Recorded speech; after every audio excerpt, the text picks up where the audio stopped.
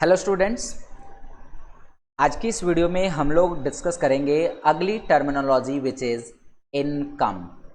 Income एक ऐसा word है जिसको सुनते ही हमारे दिमाग में ऐसा जाता है कि जो भी पैसे हमें मिल रहे हैं वो हमारी इनकम है, और सही भी है ना। इनकम वो अमाउंट ऑफ मनी होती है जो हमें रिसीव हो रही हो कहीं से।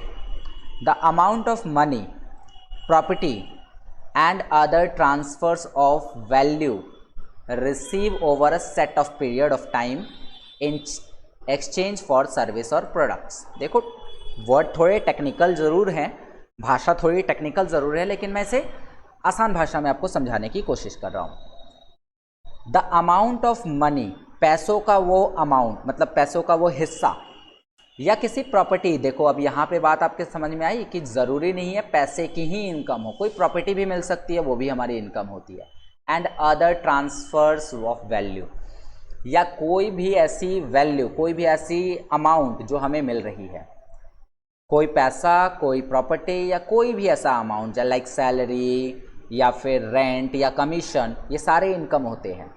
Receive over a set of period, जो एक समय के अंतर्गत हमें प्राप्त हुए हैं, वो हमारी इनकम है। जैसे हमने 1 महीने काम किया कंपनी में और हमें सैलरी मिली, तो वो सैलरी हमारी क्या है? इनकम है। हो सकता है आपने पूरे महीने सैलरी के अलावा आपने ओवर टाइम भी किया हो कंपनी में, तो वो ओवर टाइम भी जो है वो हमारी सैलरी में ही इंक्लूड होकर मिली, या ओवर टाइम के नाम से मिली, वो भी हमारी इनकम है। उसके अलावा उसी महीने आपने कुछ ऐसे काम भी किए जिसकी वजह से आपको कुछ जो है एक्स्ट्रा अमाउंट मिल रहा है। एक्स्ट्रा अमाउंट जिसे हम बोलते हैं अपना, जिसे हम लोग इंसेंटिव के नाम से जानते हैं। तो कुछ आपने ऐसा भी एक्स्ट्रा काम किए जिसकी वजह से आपको एज अ कमीशन और इंसेंटिव कुछ आपको दिया जा रहा है ना। प्रोत्साहन राशि, इंसेंटिव मतलब आपके अच्छे काम की वजह से कंपनी ने आपको कुछ इंसेंटिव भी प्रोवाइड किया है। तो ये तीनों ही आपके लिए क्या हो गए? इनकम। नॉट सैलरी ओनली, बल्कि सैलरी के साथ वो कमीशन, वो इंसेंटिव, वो ओवर टाइम, ये सभी के सभी चीज़ें आपकी इनकम में आएंगी, है ना।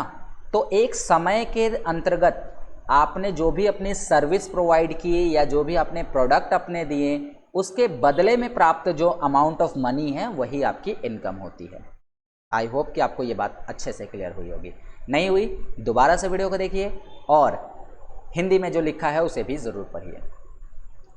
अब अगर हम बात करें इनकम की, तो ये 2 तरह की होती है। एक होती है डायरेक्ट इनकम्स और दूसरी होती है इनडायरेक्ट इनकम्स। ठीक है, प्रत्यक्ष आय, अप्रत्यक्ष आय। अब अगर हम इनके बारे में सोचें तो ये प्रत्यक्ष आय क्या है, डायरेक्ट इनकम्स क्या होती हैं। लिखा है कि direct incomes received directly from business operations, business के संचालन से जो पैसे हमें डायरेक्टली मिल रहे हैं वही हमारी डायरेक्ट इनकम है ना। मान लो कि आप बिजनेस कर रहे हो, आपने पूरे महीने के दौरान कुछ सामान, प्रोडक्ट सेल किया या अपनी कोई सर्विस प्रोवाइड की, तो उससे जो इनकम प्राप्त हुई ना, डायरेक्टली आपको बिजनेस से जो इनकम हुआ, that's called your direct income. Like direct income का मतलब सीधे आपके व्यापार से संबंधित, है ना। तो जो भी इनकम व्यापार से हो रहा है, डायरेक्टली फ्रॉम बिजनेस हो रहा है, वो आपका डायरेक्ट इनकम है। अगर बात करें इनडायरेक्ट इनकम, तो इनडायरेक्ट इनकम इसका जस्ट अपोजिट हो जाएगा। कह रहा है कि व्यापार के अलावा अगर आपको कोई इनकम हो रही है, व्यापार के अलावा आपको किसी भी प्रकार की कोई इनकम हो रही है, तो वो आपकी इनडायरेक्ट इनकम मानी जाएगी। ठीक है, जैसे मान लो कि व्यापार के अलावा आपने कुछ ऐसा काम किया जिसमें कि आपको कुछ कमीशन रिसीव हुई किसी थर्ड पार्टी के द्वारा, तो वो जो कमीशन है ना, वो आपकी इनडायरेक्ट इनकम हुई। जैसे डायरेक्ट इनकम में मैंने आपको बताया कि व्यापार संचालन हो रहा है, और व्यापार संचालन में आपको सेल करने से, कोई सामान अगर आपने सेल किया तो उससे जो इनकम हुई वो इनकम आपकी डायरेक्ट इनकम है ना। तो सोल्ड या सेल्स द गुड्स, ये यहाँ से जो इनकम हो रही है ना, वो आपकी डायरेक्ट इनकम है। इनडायरेक्ट इनकम, आपको कोई कमीशन मिल गई, आपको कुछ पे किसी सामान पे इंटरेस्ट मिल गया, किसी सामान पे आपको प्रॉफिट ज़्यादा हो गया, that's called your indirect incomes. I hope कि आपको ये वर्ड बहुत अच्छे से समझ में आ गई होगी। ठीक है, तो आशा करता हूँ कि ये वर्ड्स जो हैं आपको समझ में आ गई हैं।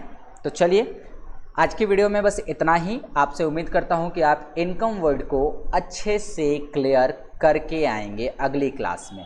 अगली क्लास में हम अगली टर्मिनोलॉजीज़ पे बात करेंगे।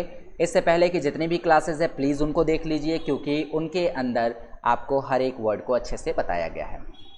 ठीक है, तो बढ़ते हैं हम आगे और मिलते हैं आपसे अगले वीडियो में।